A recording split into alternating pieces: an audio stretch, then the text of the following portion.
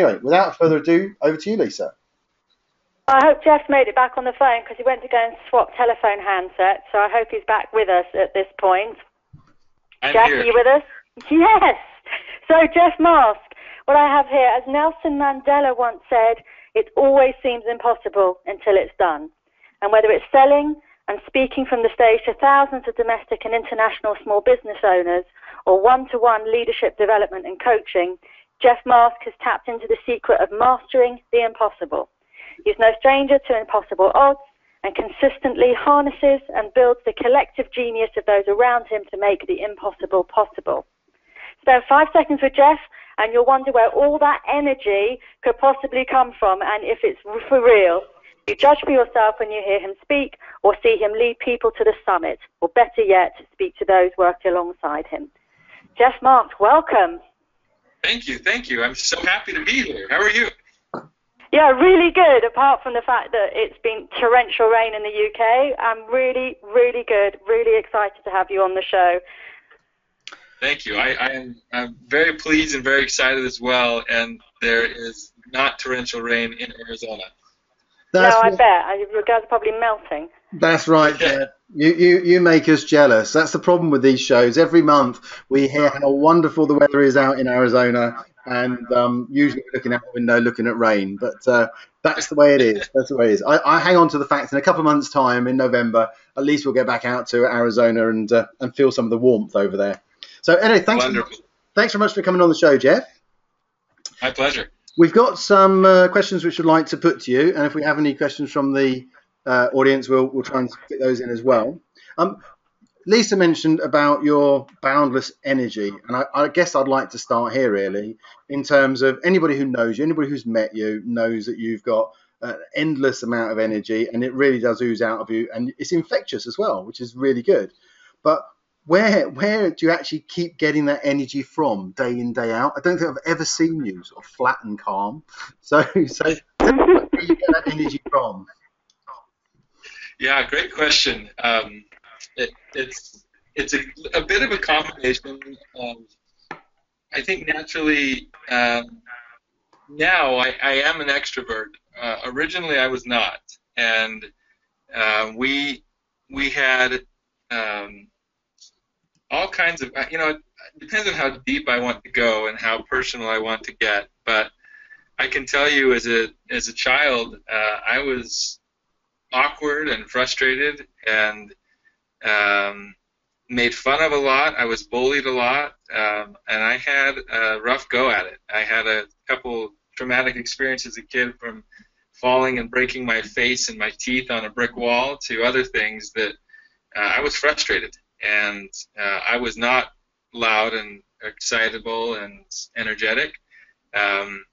And one day when I was, I remember still, I was 9 years old, and I, instead of sulking and moping and whinging, as you say, I love that word, I decided to stop thinking about myself and start serving other people. And I remember vividly where I was, what happened, what occurred in my mind when that thought occurred in my head, and I started serving other people and trying to make them happy. And I found that when I did that at a young age, I found happiness, and now, many years later, I continue to do the same. And when I do that, there's an abundant, there's just an abundance of energy and excitement because I'm living for others instead of living for myself. And it sounds probably perhaps disingenuous or even fake, but it's, again, work with me and speak with me, and you'll know that it's not. I naturally love people and want to serve others. So that's who I am. I certainly think I can endorse what you're saying, Jeff, in terms of when you talk to you, is that I think there's no doubt about your genuineness in there. But just going back to that time when you almost made this decision that you're going to focus on others, and I guess at that stage you didn't really know what that was going to bring, because that seemed to be quite a big turning point in your life. Yes. So what actually made you or gave you the inspiration to focus on others, as opposed to in terms of just wallowing or whatever it was in your own situation? Yeah, it's a good question. To get very personal, I believe it was God. Yeah. I don't get I don't shy away from talking about that if I'm asked. I don't openly share that if people aren't asking. But if someone asks, like you Yeah. just did, I said Yeah. that's what it was. I just felt a draw to serve other people and to be as best as I could be, and I felt a calling, if you will, to just be a great person on this earth. There's just too much heartache and too many difficult things that we can focus on, especially as business owners, that there's plenty of room for optimism and for service and charity and giving and abundance instead of fear and scarcity and all kinds of other aspects that naturally come to our minds. And I guess on that topic then is that it comes down to we all have a choice as to how we feel about something, and if we want to think of things positively or negatively, then that's up to us.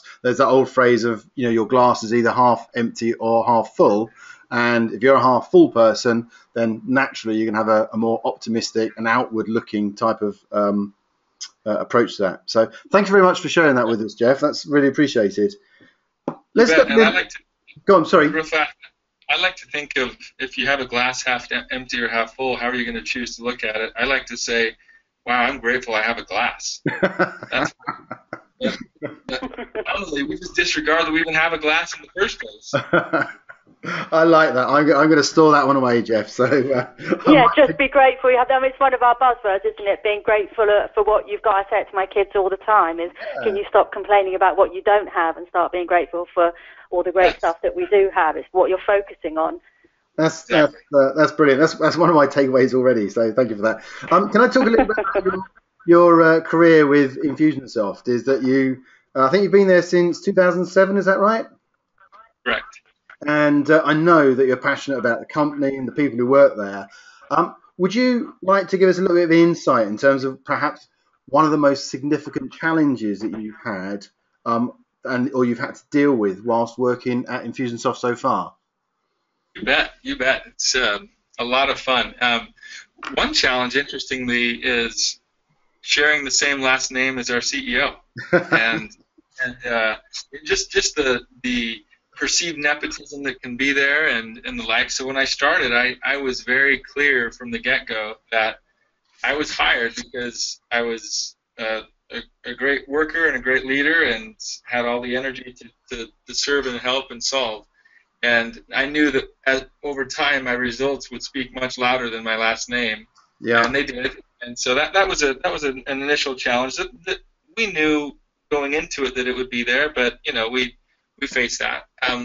The most significant though was in a time when we changed our business model in July of 2009, and in doing so, we wanted to serve more entrepreneurs globally, and initially our Kickstart services were about $5,000, and we knew that was a barrier, and it was an intentional barrier initially, and we said, let's remove that barrier and let more people come and try out Infusionsoft. Well, we did, and many more came, and the problem, though, was the services were optional, and as entrepreneurs that are busy, as we all are, if something's optional, we're not doing it, especially if it costs money or time, and sometimes that's synonymous. So we had a lot of people come in and join the Infusionsoft family, and shortly thereafter, about 3 to 4 months later, a lot of people were leaving the Infusionsoft family. And at the time, I was in the business development and partners and sales organization of the company. But as people were exiting Infusionsoft, there was a big need to solve that problem. And so literally at 2 in the morning, I received a phone call from our executive team saying, we're restructuring the business.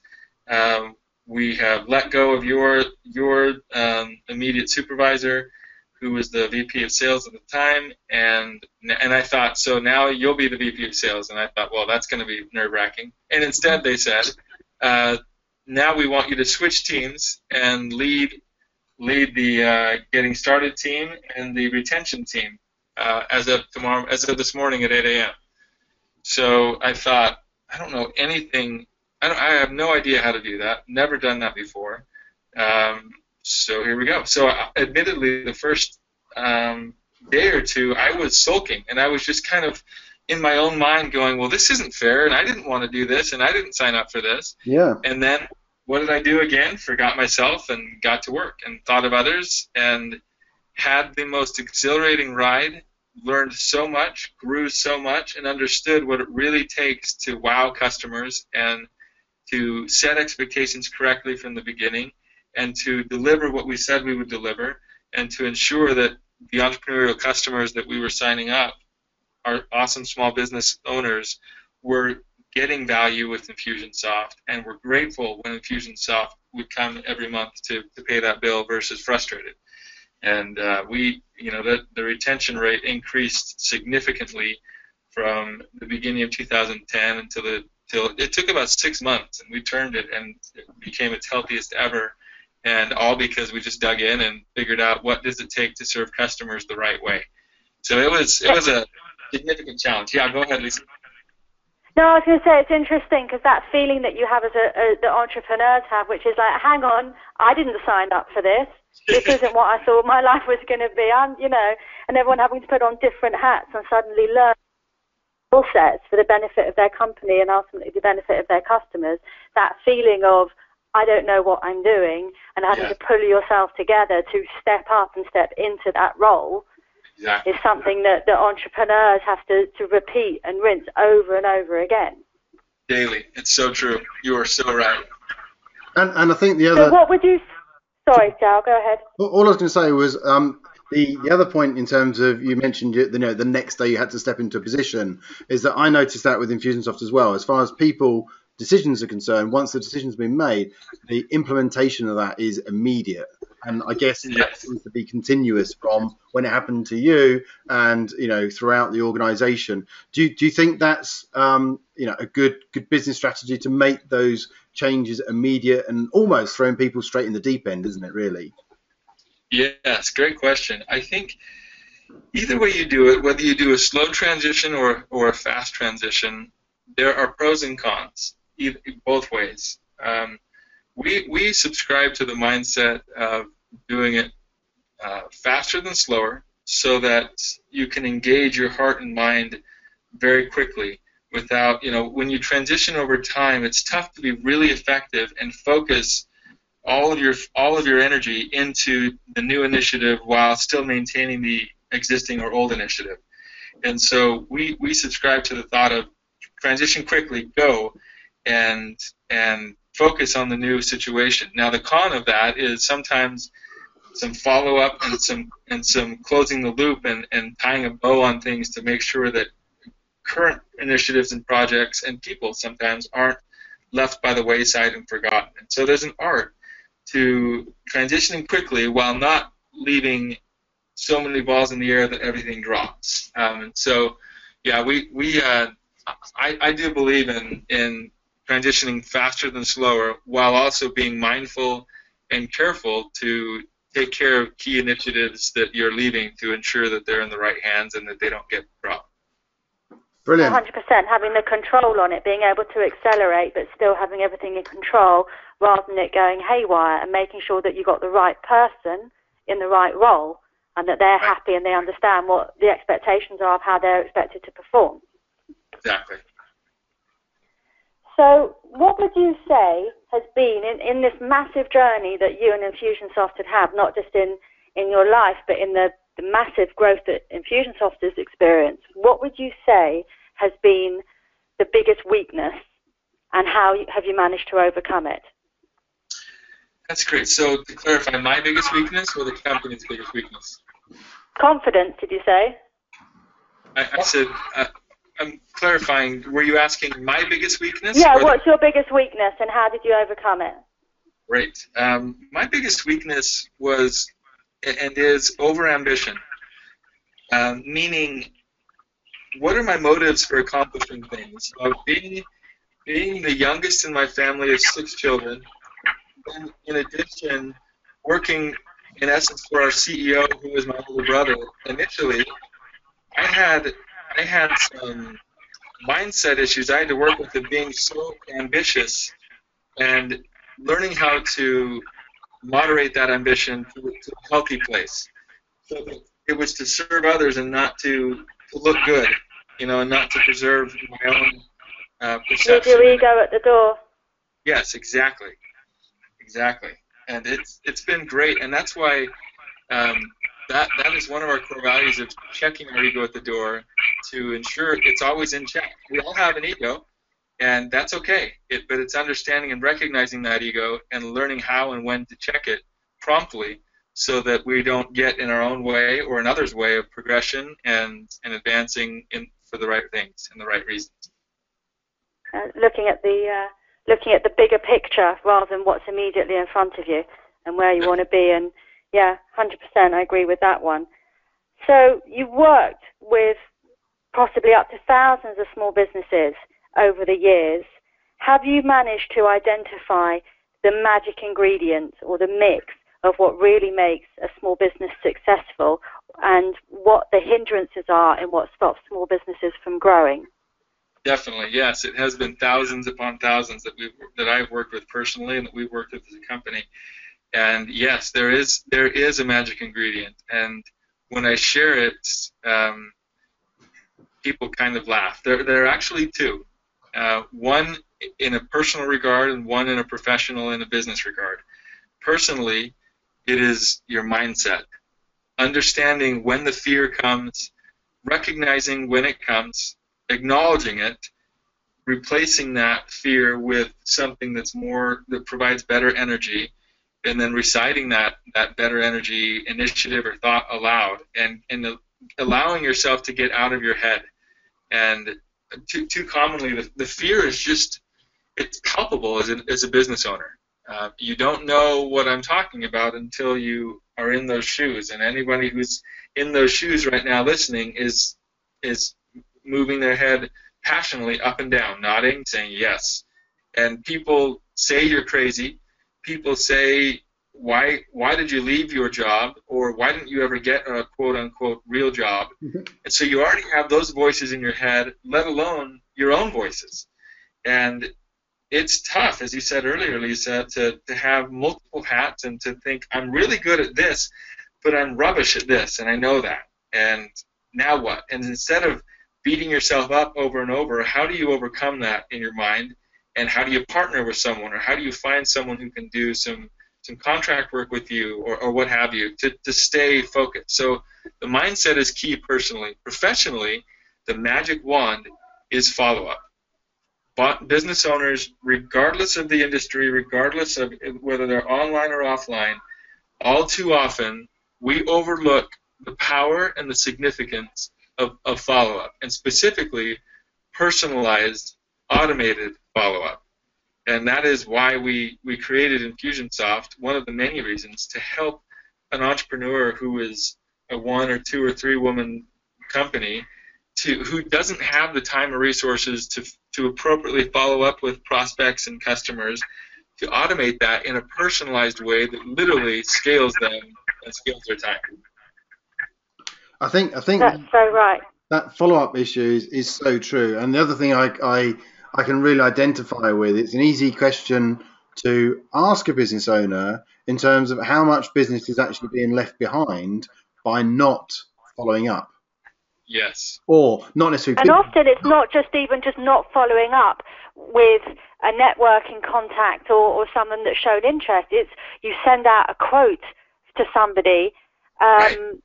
and you don't follow up on it. You just leave it. You wait for them to come back to you like by magic. Right. And actually, taking that one step further, it's not actually just about new business. It's about opportunities in general. So, following up on those contacts, which might be suppliers or otherwise, you can have some great partnerships out there, which just slip through your fingers because you don't. I love the way how you've brought that down to one simple kind of thing, which I think hopefully most listeners online will be able to identify with, is that, follow-up is really powerful in your business. It's follow up in the after sales part as well, following up after somebody's purchased from you. Yes. It's across the board. It's in every part of the sales funnel, the following up.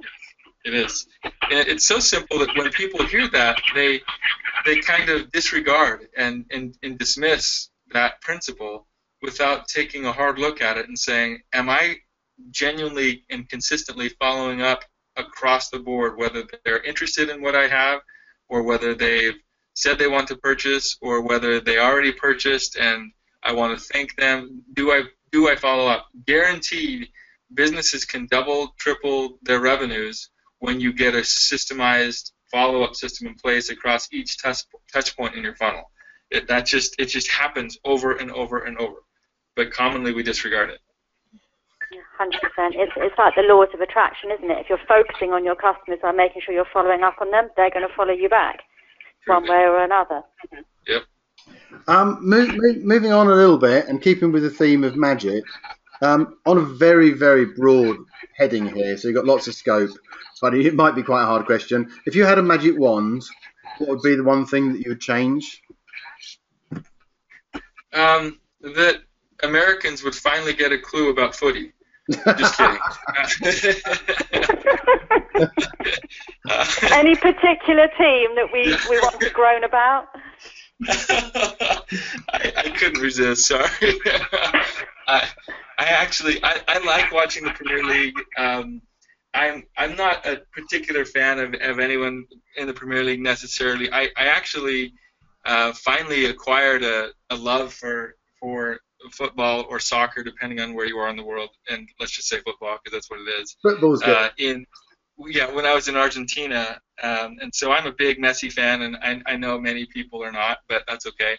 I like his finesse, and I love his touch. So I like Barcelona because of that, but I'm not a big Barca fan. I'm more of an Argentina fan, and love that. And when it comes to Argentina and the UK, that's a bad thing as well. I was in Argentina in the World Cup of '98 when Argentina and England went face to face against each other in the penalties, and I was in downtown Buenos Aires and literally thought I was going to die because everybody there thought I was British.